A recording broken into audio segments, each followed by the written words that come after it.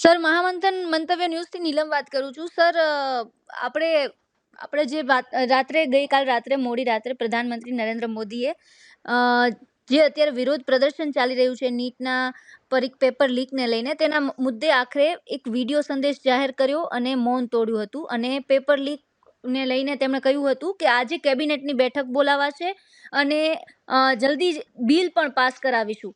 આ સાથે જ સર, ગઈકાલ રાત્રે જ સોનમ વાંગચુક છે તેમને પણ પોતાના ધરણા છે તે તોડ્યા હતા જેપી નડ્ડાની હાજરીમાં, અને સરકારે તેમની માંગ સ્વીકારી હતી. સર, આ બધા છતાં પણ હજુ પણ જે કોકરોચ જનતા પાર્ટી દ્વારા જે વિરોધ છે તે યથાવત છે.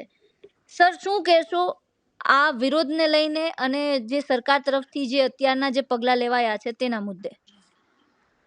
હવે અડધી રાત્રે નરેન્દ્ર મોદીજીએ વિડીયો બહાર પાડીને જે મેસેજ આપ્યો, જી સર, પણ એના વિશે એક લીટીમાં કેવું તો બહોત દેર કર દી મહેરબા આતે આતે.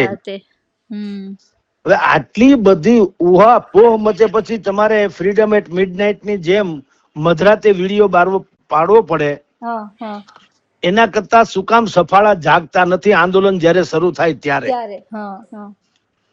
પણ ખેર, દેર આયે દુરસ્ત આયે, પણ એની જુઓ અસર એટલી નથી થઈ જેટલી થવી જોઈતી હતી. વડાપ્રધાનના વિડીયો પછી પણ આજે સ્થિતિ તો એનો એ જ છે. સંસદ ભવનની બહાર પ્રધાનો બધા, રાહુલ ગાંધી થી માંડીને જેટલા વિપક્ષો છે એ બધા આજે પ્રધાનને એટલે ધર્મેન્દ્ર પ્રધાનને ડિસમિસ કરો એવું ત્યાં બેનર પોસ્ટર સાથે ધરણા પ્રદર્શન જે છે તો કરી જ રહ્યા છે. અને વડાપ્રધાન શ્રીએ મારી દ્રષ્ટિએ તો જે વાત કરી વિડીયોમાં, કોઈ એવી વિશેષ કોઈ નવીન વાત તો છે નહીં. કારણ કે તમે એમ કહો છો કે સખત કાનૂન બનાવશું ને ફલાણું, તો મને કહો કે 2024 વડાપ્રધાન નરેન્દ્ર મોદીએ પબ્લિક એક્ઝામિનેશન કાઉન્સમાં prevention of unfair means act 2024 આ કાયદો ઈ લૂલો લંગડો હતો, મને કયો. હવે કડક બનાવશો તો એ ઢીલો હતો. આ કેવો કહેવાય? અને કાંઈ એનો અર્થ એમ છો કે તે દિવસે કાયદો ખાલી બનાવવા ખાતર બનાવ્યો અને આપણી ભાષામાં કહેતું ઉલ્લુ બનાવ્યા. નહીતર કાયદો તો છે ને, એમાંય 3 થી 5 વર્ષની સજા હતી, 10 લાખનો દંડ હતો, ગેંગ બનીને કોઈ આ કામ કરતું હોય તો 10 વર્ષની સજા અને 1 કરોડનો દંડ વગેરે વગેરે. તો ઈ કાયદા હેઠળ અત્યાર સુધીમાં કોઈ દી જો કોઈને કઈ સજા બજા ન થઈ હોય, જે નથી જ થઈ, તો પછી કાયદાની એટલે એની અસર ક્યાંથી દેખાય મને કયો? એટલે સવાલ એનો એ જ છે કે એક તો તમે સફાળા જાગો છો ઈ પણ બરાબર નહીં, અને બીજું કાયદો બનાવવાની પાલનનો ડખો છે ને. હું ને તમે જઈએ છીએ રોડ ઉપર, ત્યાં સિગ્નલ્સ હોય છે રેડ કલર નું, આપણે ઉભી જ થવું જોઈએ. નથી ઉભા રહેતા તો શું કરવો? પછી અકસ્માત થાય છે કે નહીં? એમ તમારી પાસે કાયદો છે તો અત્યાર સુધી હું છૂટ હતી, ધારો કે હવે તમે કાયદો બનાવો પેપર કોઈએ લીક ન કરવા, એટલે હું અત્યાર સુધી બંધારણીય છૂટ હતી લીક કરો તો વાંધો નહીં, એવું હોય? મૂળ વાત એ છે બેન કે કાયદો કેટલો કડક બનાવવો એ મહત્વનો નથી, એનો અમલ કેટલો કડક કરાવવો એ મહત્વનું છે. આ કેસમાં પણ જેની અત્યારે ચર્ચા આખા દેશમાં ચાલી રહી છે, એને આ કાયદા હેઠળ એટલે કે પબ્લિક એક્ઝામિનેશન ઈ કાયદા હેઠળ ક્યાંય સજા થઈ? ઉલટાનો ઓલો ભાઈ જે તો મેઇન માણસ મુખિયા, સંજીવ મુખિયા થી માંડીને બધા, મેં તમને ગઈકાલે બધાના નામે આપેલા છે. હવે એ બધા ઠેસડા કરે છે. લ્યો, શુભમ ખેરનાથ ને દીક્ષિત પટેલ જેટલા આટલા આ લોકો જેટલા લોકો છે પેપર કાંડમાં ભૂતકાળથી માંડીને આજ સુધીમાં કહું, શુભમ ખેરનાર નાસિક થી પકડાયો હતો, 50 લાખમાં એને પેપર વેચ્યું હતું. અલગ અલગ ઘટનાની વાત કરું છું, ખાલી આ નીટનું જ નહીં. હા, દીક્ષિત પટેલ ગોધરાથી, જય જલારામ સ્કૂલ નો માલિક, ઈ રૂપિયા લઈને પેપર સેટ કરતો હતો. પછી તુષાર ભટ્ટ, પરશુરામ રોય વડોદરા સેટિંગ બાજ હતો. બલદેવ કુમાર અમનસિંહ બિહાર 2024 નો સૂત્રધાર હતો. આ બધાની સામે કોઈ ક્યાંય તમે સાંભળ્યું કે એની સામે public examination prevention of unfair means act 2024 અંતર્ગત સજા થઈ? ક્યાંય નથી. જામીન બામીન લઈને ઠેસડા કરે ખાઈ પીને આપણી ભાષામાં. તો સવાલ એ છે કે તમારે આવું બધું કરવું પડે. કાયદો બનાવવાથી કાંઈ થતું નથી, અમલ એક વખત ધડારૂપ કરી દો એટલે વાત થાય પૂરી. હવે અમલ નથી થતો એટલે તો વિરોધ પક્ષો માનતા નથી. બીજું, વિરોધ પક્ષ ગમે એમ કરો તોય તમે લખી રાખજો, ધર્મેન્દ્ર પ્રધાનનું રાજીનામું આવે તો પણ આ મુદ્દો વિરોધ પક્ષ વાળા જે છે એ પડતો મૂકવાના નથી નથી ને નથી. કારણ કે કેવળ એક મુદ્દો નથી, આ તો મુદ્દો હોનાનો છે જેની ઉપર આખી ઇમારત ચણાઈ ગઈ વિરોધ પક્ષોની. એટલે હવે એ સરકાર ન તણાઈ જાય ત્યાં સુધી આ ઇમારત ચણાયેલી છે એમાંથી વિપક્ષો નહીં ઉતરે. પણ સવાલ બે પક્ષે છે કે શાસક પક્ષે પણ જો 12:30 વાગે જેપી નડ્ડા વગેરે ત્યાં ગયા અને સોનમ વાંગચુક ને ઉપવાસ ઉપરથી એને પારણા કરાવ્યા, તો તમે 12:30 વાગે તોય તમે બાબલા જેવા થઈને ગયા તૈયાર બૈયાર થઈને, તમને ક્યાંય ઊંઘે આવીને આંખનું મટકું ન લાગે, તો રાતના સફાળા જાગો છો તે પહેલેથી કેમ નથી જાગતા? બસ આટલો જ પ્રોબ્લેમ છે. અને એટલે વિપક્ષો આ વખતે આને કોરી ખાવા માંગે છે કે ગમે એમ થાય લડી લેવું. અત્યારે વાત છે ધર્મેન્દ્ર પ્રધાનના રાજીનામાની. એ રાજીનામું પર જેટલું લંબા છે એટલું વિપક્ષોને ફાયદો છે.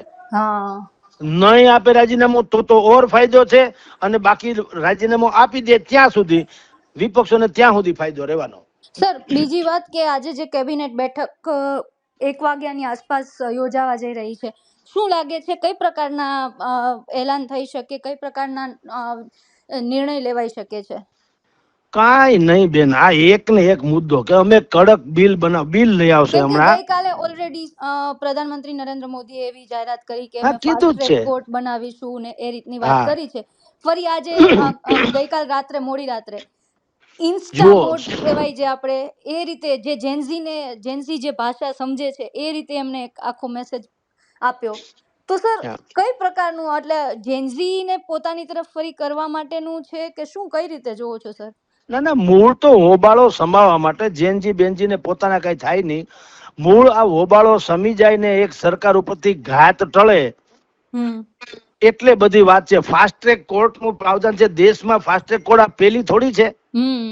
અગાઉ પણ તમે જુઓ, સુપ્રીમ કોર્ટે 1800 જેટલી ફાસ્ટ ટ્રેક કોર્ટ ની આપણા દેશમાં જરૂર છે એમ કીધેલું છે, અને આપણી પાસે અત્યારે માંડ 80 થી 90 છે.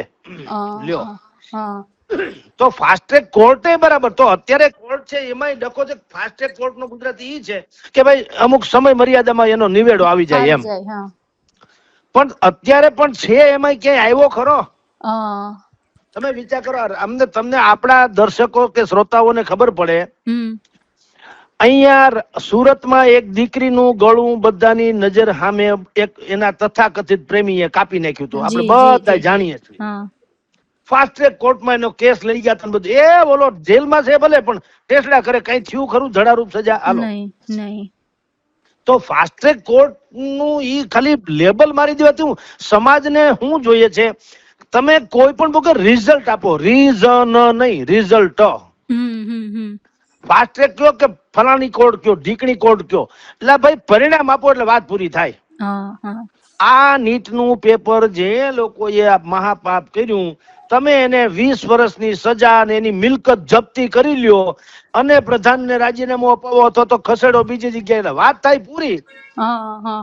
અને પછી આ સરકારને શું ડર છે કે ભાઈ પછી તો દરેક વખતે આવું બધા રાજીનામું માગ્યા જ કરશે. પણ તો તમને એટલો ભરોસો છે કે તમારા મંત્રીઓ દર વખતે આવું કાર્યક્રમ કર્યા જ કરશે? ભૂલ એ કેવું કહેવાય? જો વિપક્ષો સજાગ થઈ જવાના હોય અને રાજીનામું માંગતા હોય તો તમે કાં સજાગ ન થઈ જાવ કે કોઈ દી આવો ડખો થાય જ નહીં? તો તમે એમ માનો છો કે ભાઈ ગમે એમ થાય અમે ભલે કૌભાંડ કરતા રહીએ, કોઈ વિપક્ષો અમારા રાજીનામું ન માંગે, એવું હાલે? એટલે બે તરફે છે બેન. 100 વાતની એક વાત, સરકાર છેલ્લી ઘડીએ જાગે છે અને પેલા કોઈ દિવસ કોઈને ઈ નોંધ લેતી નથી કે આ સમજ્યા આવે. સમજ્યા જે છે ને ઈ ઘટના બહુ ખરાબ. આપણે અહીંયા ગુજરાતમાં પણ જે ખેડૂતોના પ્રશ્ન એ સમજ્યા જેવું માને છે. હજી સુધી ગુજરાત સરકારનો કોઈ પ્રતિનિધિ નથી જેતપર ગયો, નથી રવાપર ગયો, નથી કોંડ ગયો, નથી કચ્છ ગયો, નથી બીજે ક્યાંક પડદરી ગયો. એટલે ભલામણ આમ તમે કયો સરકાર તમારે દ્વાર. અને અત્યારે ક્યાં દર્શન દો ઘનશ્યામ નાથ મોરી અખિયા પ્યાસી રે એમ ખેડૂતો કે છે દર્શન સરકાર ક્યાં ઈ વાંધો. પછી જેથી છે જબરજસ્ત થાય ડખો તેથી મળશે રાતના 12 વાગ્યા સુધી મીટિંગો કરવા. તો પણ અત્યારે શું વાંધો છે એમ કહું. એટલે આ કેસમાં પણ સરકારે ભલે વડાપ્રધાનશ્રી એ બંધારણીય પોસ્ટ ઉપર છે ને લોકો માને કે ભાઈ એની વાતને ગંભીરતાથી લેવી જોઈએ, પણ લોકોને ગંભીરતાનો અહેસાસ થવો જોઈએ. ઈ નથી થતો. આજે તમે કહો છો સોમવારથી ચોમાસું સત્ર ફરીથી પાછું શરૂ થવાનું સોમવાર, તો સોમવારે બિલ આવશે. હવે બિલમાં અત્યારે કોંગ્રેસે કીધું કે અમે એને સપોર્ટ કરીશું, નહીતર શું થાત ખબર છે?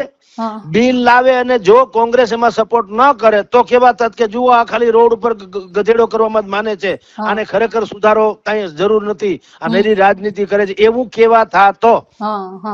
પણ કોંગ્રેસે પણ અત્યારથી કહી દીધું ભાઈ લાવો બિલ, અમે ટેકો આપશું.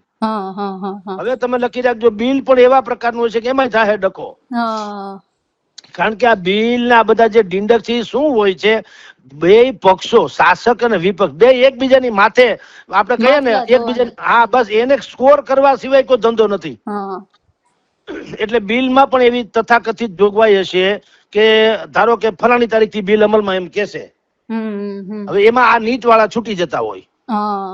ને તો તમારી જાણ ખાતર 2024 પેપર ફૂટ્યું હતું ને, એ 2 વર્ષમાં ત્યારે વડાપ્રધાન નરેન્દ્ર મોદીએ જે પબ્લિક એક્ઝામિનેશન નામનું બિલ લઈ આવ્યા હતા, એ એને એમ કીધેલું કે 21 જૂન થી એટલે પાછલી તારીખ થી લાગુ પડશે.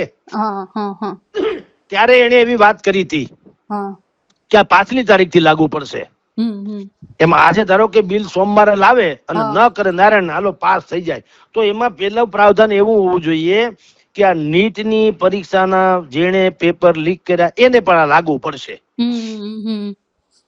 તો હજી કઈક મેળ પડે. હવે ઈ જોગવાઈ નહીં હોય ને તો વિપક્ષો કહે કે આમાં તમે આને બચાવવાની કોશિશ કરો છો, એટલે ઈ બિલ ઉપર થાય ડખો અને 2-3 દી ગોકીરો થાય એટલે એમાં બધું ભૂલાઈ જાય, છાવણી ભૂલાઈ જાય ને જંતર મંતર ભૂલાઈ જાય ને વાંગટુંગજીએ તો હવે પારણાઈ કરી લીધા એટલે એની વાતે પૂરી થઈ ગઈ. દીપકેજી છે એનું પણ ભૂલાઈ જશે ને વિપક્ષ ને શાસક બે અહીંયા એર કન્ડિશન જેને કહેવાય સંસદ ભવન એમાં લડ્યા કરશે બુદ્ધિપૂર્વક.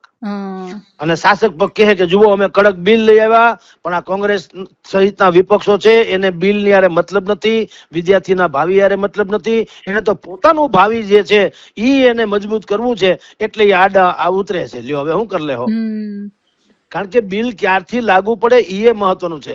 આ બધી પીંજણનો એક જ ઉકેલ છે, હાવ સીધું ને સિમ્પલ. જે નીટની પરીક્ષા જેનો અત્યારે ડખો ચાલે છે એમાં જે દોષિત હોય તમે એને કાયદેસર 15-20 વર્ષની સજા અને એની સંપત્તિ જપ્ત કરી લ્યો ને એવી કડકમાં કડક કાર્યવાહી કરો તો જાન છૂટે. પણ ઈ બધા માથા છે, કઈ કમ નથી. હા એમ કઈ નાની માના ખેલ નથી, એના છેડા અડે દુનિયાભરમાં તમારી જાણ ખાતર. અને એટલે ઈ છેડા અડે છે તો બધા એની રીતે ખેલ પાડતા હોય ને. તમે સમજો આપણે માનીએ છીએ એવું હાવ સિમ્પલ સોબર નથી હોતું. હા એટલે એમાં કોકને હાથ નાખો તો દાજે એમ છે. એટલે પછી બધા ટાઈમ પાસ, અને બાકી બધી બધાને ખબર છે. પાછું એવું નથી કે આ આપણે જ કહીએ છીએ, બધાને બધી ખબર છે. આ ખાલી જે લોકો હાવ કાયદેસર નિર્દોષ લોકો છે, છાત્રો બાત્રો જેને કહેવાય એને બિચારાને ખબર નથી. એટલે ઈ લોકો જે છે ઈ માનતા હોય કે સરકાર કેમ કઈ કરતી નથી, પણ વિરોધ પક્ષને ખબર છે, શાસક પક્ષને ખબર છે કે આમાં જે સંડોવાયેલા છે ઈ કોણ છે ને કેવા છે. એટલે બધું ટાઈમ પાસિંગ જોબ જેવી વાતો છે. જ્યાં સુધી જનતાને સીધી રીતે ગળે ન ઉતરે એવી વ્યવસ્થા નહીં કરવામાં આવે ત્યાં સુધી કોઈ દિવસ મેળ પડે એમ નથી. સર આ બધામાં એક આ મુદ્દાથી થોડુંક અલગ, પણ પહેલી વખત એવું છે કે નરેન્દ્ર મોદીની સરકાર આટલા વર્ષમાં પહેલી વખત આ પ્રકારના ચક્રવ્યૂહમાં ઘેરાઈ હોય એવું લાગે છે, કારણ કે બેકફૂટ પર પહેલી વખત સરકાર હોય એવું અત્યારે જોવા મળી રહ્યું છે. આ મુદ્દે શું માનવું છે સર? હા બેન એવું નથી, મોદી સરકાર આની પહેલાય અનેક વખત આવી છે, પણ તમે જે આપણે આપદામાં અવસરની જે આપણે વાત કરીએ છીએ ને, આ વખતે એવો મુદ્દો છે કે કદાચ અત્યારના બેકફૂટ પર સરકાર દેખાય છે, કારણ કે બહુ મોડા નિર્ણય લેવા, જે પ્રકારે આપણે વાત કરતા હતા કે રહીને તમે જે પહેલી જ વાત કરી કે બહુ મોડા તમે આ નિર્ણય લીધો એમ. હા બરાબર છે, પણ કૃષિ કાનૂન હતો ત્યારે બેકફૂટ ઉપર આવ્યા હતા કે નતા? એટલે આ નરેન્દ્ર મોદી સરકારની આમ જુઓ તો ટેવે છે. પેલા તો ઓલા કે ને સસવાળીને જાડુ કરે એક ધારું પ્રશ્ન પેલા હળવાશ થી લે તમે ઓલા, અને પછી જયારે બહુ પરિસ્થિતિ કાબુબાર લાગે એટલે પછી પાછું આ કહી દે. હું તમને કહું 3 કૃષિ કાયદા 2021 માં જે આવ્યા હતા એમાં મોદી સરકારનો સૌથી મોટો નીતિગત યુ-ટર્ન ગણાય. બરાબર. પંજાબ, હરિયાણા અને પશ્ચિમ ઉત્તર પ્રદેશના ખેડૂતોએ દિલ્હીની સરહદ ઉપર લગભગ 1 વર્ષ સુધી આંદોલન કર્યું હતું. બોલો. અને એની પછી એને શું કીધું, નવેમ્બર 21 માં દેશને સંબોધન કર્યું વડાપ્રધાનશ્રીએ અને કીધું કે આ 3 કાયદા અમે રદ કરીએ છીએ. બોલો. એને એમ કીધું કે અમે તો લઈ આવ્યા તો સારા માટે, પણ અમે કદાચ ખેડૂતોને સમજાવી ન શકાય એમ કરીને એને પાછા લઈ લીધા હતા. બરોબર. પછી જમીન સંપાદન બિલ 2015, 2013 ના જમીન સંપાદન કાયદામાં ફેરફાર કરવા મોદી સરકારે નવું ઓર્ડિનન્સ લાવ્યા હતા ઇન્ફ્રાસ્ટ્રક્ચર પ્રોજેક્ટ માટે. પછી વિપક્ષોને ખેડૂતોને એને કિસાન વિરોધી ગણાવ્યું ને આ સૂટબૂટની સરકાર છે ને એવો બધો વિરોધ કર્યો અને રાજ્યસભામાં બહુમતી નથી એટલે દબાણ વધ્યું અને સરકારે એ ફરીથી ઈ પત્રને એટલે કે બિલને ઓર્ડિનન્સ જે લેવા તેને રિન્યુ ન કરવાનો નિર્ણય કર્યો. ત્રીજું, લેટરલ એન્ટ્રી નોટિફિકેશન 2024, યુપીએસસી દ્વારા સચિવ કક્ષાની જગ્યાઓ માટે સીધી ભરતી, લેટરલ એન્ટ્રી એટલે સીધી ભરતી, એની જાહેરાત કરવામાં આવી હતી અને એમાં રિઝર્વેશન નતું. એટલે વિપક્ષોએ વળી પાછો ઉહાપો મચાવ્યો કે ભાઈ એમાં જેડીયુ ને એલજેપી ની બધાએ કે ભાઈ આ નિર્ણયથી એસસી એસટી ઓબીસી ના એ બધાના હક છીનવાઈ જાય. એટલે સરકારે તરત જ પછી યુપીએસસી ના જાહેરાત રદ કરવાની સૂચના આપી. બોલો. બ્રોડકાસ્ટિંગ બિલ 2024, ડિજિટલ મીડિયા અને યુટ્યુબર્સ, કન્ટેનર્સ, ક્રિએટર જે હોય છે ક્રિએટર્સ, એને નિયંત્રણ કરવા માટે એક નવું બ્રોડકાસ્ટિંગ કન્ટેન્ટ બિલ લાવવાની તૈયારી હતી. એમાં તમે જે વાત કરો, તમે અત્યારે યુટ્યુબર્સ ગણાવો, આપણે પણ યુટ્યુબર્સ ગણાઈએ. તો સ્વતંત્ર પત્રકારો, કન્ટેન્ટ ક્રિએટર્સ અને ડિજિટલ મીડિયાના સમુદાયે આ તથાકથિત બિલને સ્વતંત્રતા ઉપર ખતરો, અભિવ્યક્તિની આઝાદી ઉપર ખતરો છે એમ કરીને એનો વિરોધ કર્યો. સરકારે ડ્રાફ્ટ પાછો ખેંચી લીધો અને કે હવે નવી ગલી નવો દાવ કરશું. પછી ઓપીએસ, ઓલ્ડ પેન્શન સ્કીમ, એમાં શું દેશભરના સરકારી કર્મચારીઓ એમ કહેતા તમને ઓપીએસ લાવો. કેટલીક રાજ્યસભાઓમાં વિપક્ષે પણ આ મુદ્દો ઉઠાવ્યો, કેન્દ્ર સરકાર ઉપર દબાણ લાવ્યું. સરકારે એની સામે નેશનલ પેન્શન સિસ્ટમ લઈ આવ્યા હતા, એનપીએસ. પછી યુ ટર્ન લેવો પડ્યો અને યુનિફાઈડ પેન્શન સ્કીમ એટલે યુપીએસ ની જાહેરાત કરી. એમાં જૂની પેન્શન જેવું જ લગભગ જે છે એ કેટલાક લાભ એમાં ઉમેરવાના આવ્યા. અને છઠ્ઠું તમને કહું કે વાહન ચાલકો માટે હિટ એન્ડ રન કાયદો 2024 માં એમાં હતું કે ભાઈ હિટ એન્ડ રન જે થાય તો 10 વર્ષ સુધી જેલની સજા અને દંડની જોગવાઈ હતી. તો દેશભરના ટ્રક ને બસ ચાલકો હડતાલ પડી કે ભાઈ, અને એના કારણે પેટ્રોલ ને ડીઝલ ને એની પણ અછત સર્જાવા લાગીને કઈક ડખો થયો. એટલે હોમ મિનિસ્ટ્રીએ ટ્રાન્સપોર્ટર સંગઠનો સાથે વાત કરી અને આ કાયદાનો તાત્કાલિક ધોરણે મોકૂફ રાખવામાં આવ્યો અમલ. આમ 2014 થી 24 સુધી અત્યાર સુધી વાત તમને કરું બેન, સરકાર પાસે આમ બહુમતી હતી છતાં ખેડૂતો, સરકારી કર્મચારીઓ, સામાજિક આંદોલનો, છાત્રો આ બધાએ જેટલી વિરોધ કર્યો ત્યારે સરકારે એટલે એનડીએ સરકારે એના અનેક નિયમો જે છે તો કાયદા એ પાછા યુ ટર્ન લઈને પાછા લેવા પડ્યા. એટલે તમારો જે પ્રશ્ન હતો કે મોદી સરકાર પહેલી વાર માં વારંવાર મુકાણી છે અને વારંવાર આવું થયું પણ છે. જી સર, એક આ છેલ્લો સવાલ એ જ કે આ કેસમાં શું લાગે છે અત્યારે કે હવે સરકાર ઝૂકશે કે યુવાઓ? કારણ કે અત્યારના જે પ્રકારનું આપણે વાત કરી રહ્યા છીએ ત્યારે વિરોધ પક્ષ દ્વારા આંદોલન છે તે યથાવત રાખવાની વાત કરવામાં આવી છે. સરકારે કહ્યું છે કે અમે આ મુદ્દે નિર્ણય લઈશું, બધી વાત કરી છે. આપના મતે શું લાગે છે કે સરકાર ઝૂકશે કે યુવાઓ? જુઓ, અત્યારની સ્થિતિ પ્રમાણે તો જે જંતર મંતર ઉપર અભિજીત દીપકે આની મંડળી જે વિરોધ કરે છે એને કીધું કે પ્રધાન એટલે કે ધર્મેન્દ્ર પ્રધાનના રાજીનામા સુધી અમારું આંદોલન ચાલુ રહેશે. એટલે અત્યારે તો યુવાનો ઝૂક્યા નથી અને આઈ થિંક લગભગ નહીં ઝૂકે કારણ કે માહોલ એવો બની ગયો છે. તમે સમજો બરાબર છે.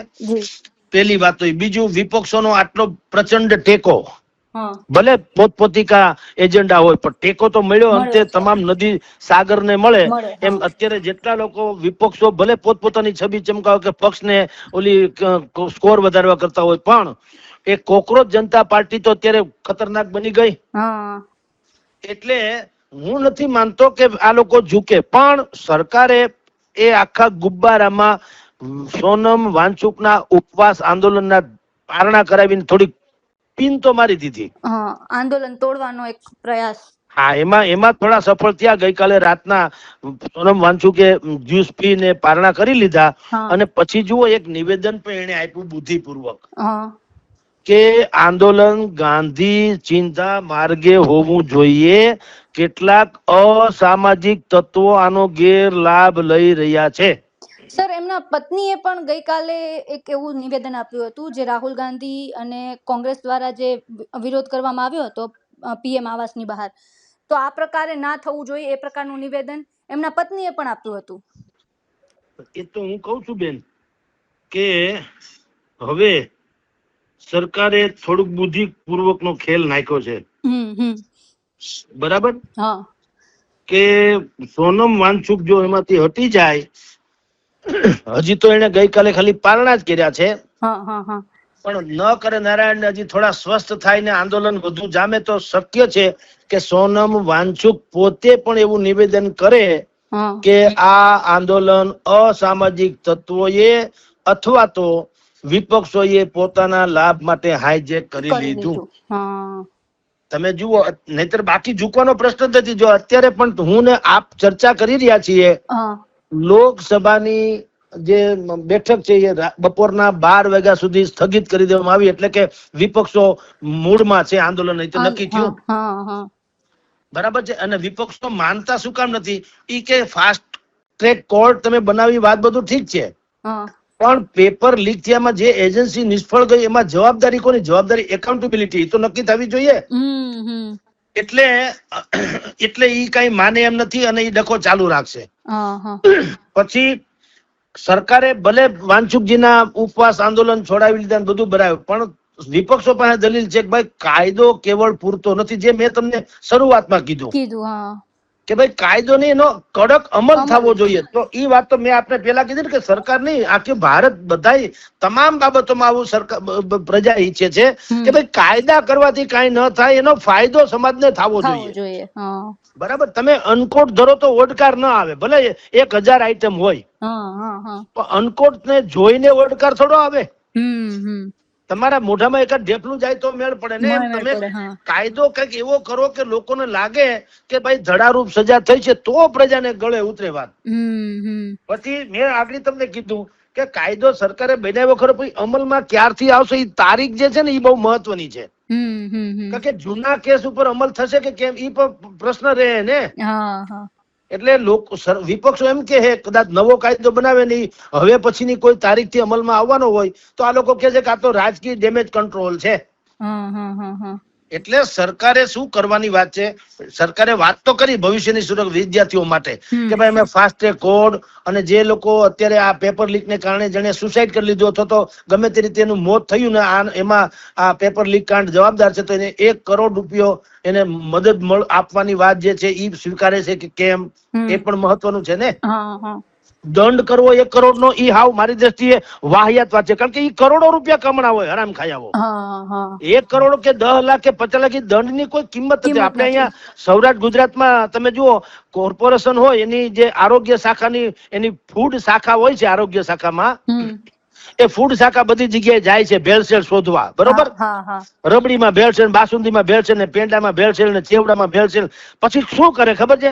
ભેળસેળ થઈ છે એમ કરીને એમ કે તમને એમ કે 5000 રૂપિયા દંડ કે 10,000. એટલે ઓલો 50 કરોડ રૂપિયા કાયમો અને 5000 રૂપિયા નું આવે હું એની દુકાનને સીલ કરવી જોઈએ અને અક્ષર 2-3 ફૂટના અક્ષર થાય ને એવડા અક્ષરથી નોટિસ ફટકારવી જોઈએ કે આ હરામ ખાયાઓ ભેળસેળ કરતા પકડાણા છે, એટલે આને 6 મહિના સુધી આની દુકાન સીલ કરવામાં આવી છે અને આના નામે બીજે ક્યાંય આ અથવા એના માસીના છોકરા બીજે ક્યાંય ડિંડક ચાલુ કરે તો અમને નીચેના નંબરે જાણ કરજો. એનો કઈ કાયદો એને કહેવાય. બાકી તમે 5,000 રૂપિયા 50,000 રૂપિયા દંડ કરો તો દંડ ઈ કરોડો રૂપિયા કઈ મને 50,000 નો આવે હું એમ આ ફાસ્ટ ટ્રેક કોર્ટ કરીને તમે એમ કહો કે ભાઈ 1 કરોડ નો દંડ. પણ કરોડ એટલે શું? પણ કરોડ એટલે કાંઈ નહીં, ધાણાબાજી છે ભાઈ ઈ લોકો માટે. એને સજા પૈસાનો મતલબ નથી. 20 વર્ષ સુધી સખત કેદ.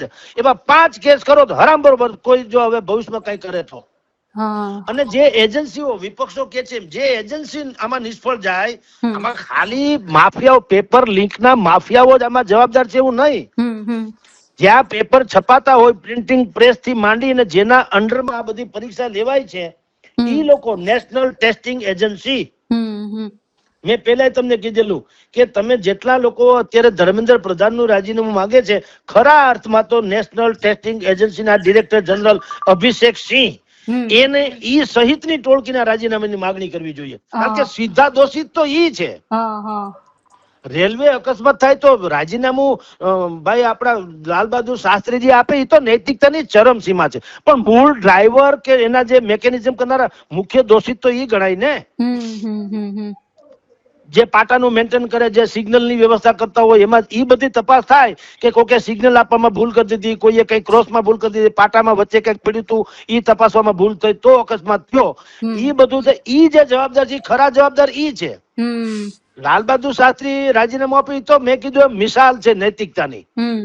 એમ ધર્મેન્દ્ર પ્રધાન નું રાજીનામું ઠીક છે, હાલો કે ભાઈ તમે નૈતિકતા રીતે, મારી દ્રષ્ટિએ તો હાવ સાચું કહું, આખી મોદી સરકારને બચાવવું હોય ને કાંઈ આ કડક બડક કાયદામાં કાંઈ એનો મેળ નહીં. ધર્મેન્દ્ર પ્રધાન પોતે વાત કરે કે મારે રાજીનામું દઈ દેવું છે તો લીધું ન કહેવાય, સરકાર ઝૂકી ન કહેવાય. અને ધર્મેન્દ્ર પ્રધાન થોડુંક તો થોડુંક પણ નૈતિકતા જેવી કઈક બચી છે જગતમાં એવું દાખવીને પણ ગાંઠો છટકાવી શકે આપણી ભાષામાં. ધર્મેન્દ્ર પ્રધાન સ્વયં આવે કે ભાઈ બધી વાત મેં એટલા દિવસ જોયું પણ ખરું, સરકારે વિદ્યાર્થીઓની વાત મેં સાંભળી, વિપક્ષોની સાંભળી, શાસક પક્ષે બધી વાતો કરી, બધી વાત સાચી, આમ છતાં આ મડાગાંઠ ઉકલતી નથી.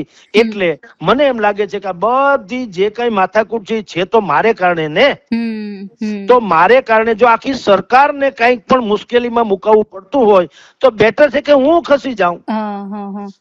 એમ કરીને ધર્મેન્દ્ર પ્રધાન તાઢે પાણીએ ખહ જાય એમ નીકળી જાય તો માખણના પિંડામાંથી મોવાળો ખેંચી લ્યો, મોવાળો એટલે વાળ, અને જેમ કઈ ખબર ન પડે એમ બધેથી ગાંઠો છટકે.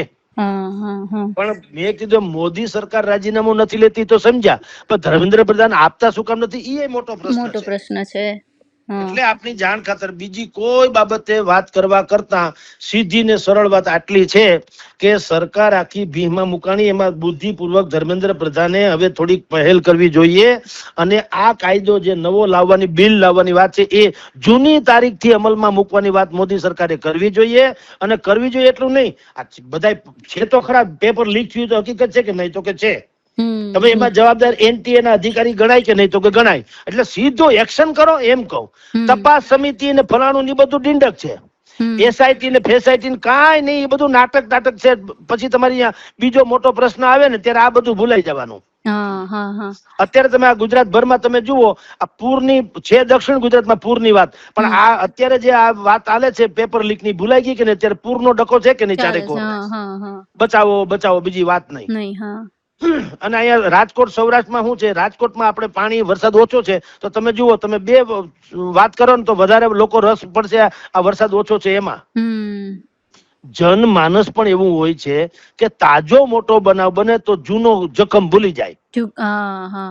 એટલે મોદી સરકાર જો બિલ લાવે તો એમાં કેવું જોઈએ જૂની તારીખથી અમલમાં આવશે, એટલું જ નહીં ફાસ્ટ ટ્રેક કોર્ટ જવા દો, કોર્ટ તો છેલ્લે આવે, પેલા ફાસ્ટ ટ્રેક ની જેમ તમે તપાસ કરી દો ને, જે કાયદેસરના અત્યારે અધિકારી આમાં જવાબદાર છે એને પેલા સજા ફરમાવો.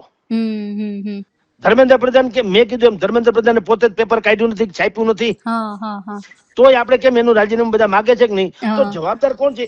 એના આજે ડિરેક્ટર જનરલ ની તો બધા ઓફિસર એના માટે જ છે ને, એને તો બીજું કઈ સંભાળવું, તો એ તો જવાબદાર ગણાય કે ન ગણાય?